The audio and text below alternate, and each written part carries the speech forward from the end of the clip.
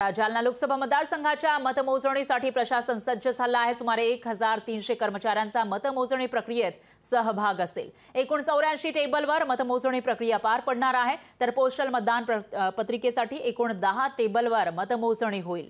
आणि याचा आढावा घेतलाय आपले प्रतिनिधी सुधाकर जाधव यांनी। जालना लोकसभेच्या मतमोजणीला अवघे काही तासच शिल्लक राहिलेले आहेत। आपण जर पाहिलं तर या ठिकाणी मतमोजणी जी आहे ती होणार आहे। उद्या सकाळी 8 वाजेपासून या ठिकाणी मतमोजणीला सुरुवात होणार आहे। एकूण 6 विधानसभा मतदारसंघाची ही लोकसभा आहे आणि त्यामध्ये 84 टेबलवर ही मतमोजणी प्रक्रिया पार पडणार आहे। त्यामध्ये 10 टेबलवर जी आहे ते पोस्टल मतदानची जी मतमोजणी आहे ती होणार आहे। आणि आपण जर पाहिलं तर या भव्य अशी ही रूम जी आहे ती या ठिकाणी उभारण्यात आलेली आहे आणि या रूममध्ये मतमोजणी प्रक्रिया उद्या सकाळी 8 वाजल्यापासून पार पडणार आहे।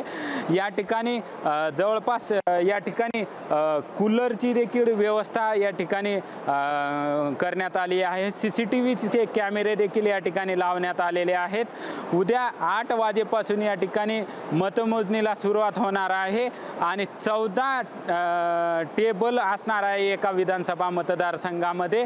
असे 6 विधानसभा मतदारसंघ येत आहेत या लोकसभा मतदारसंघामध्ये।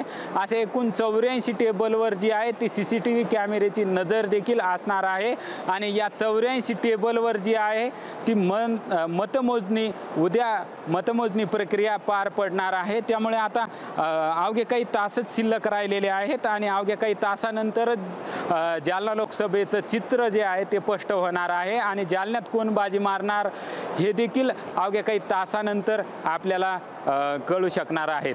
सुधाकर जाधव, लोकशाही मराठी, जालना। लोकशाही मराठी ऐका, पहा, जागरूक रहा।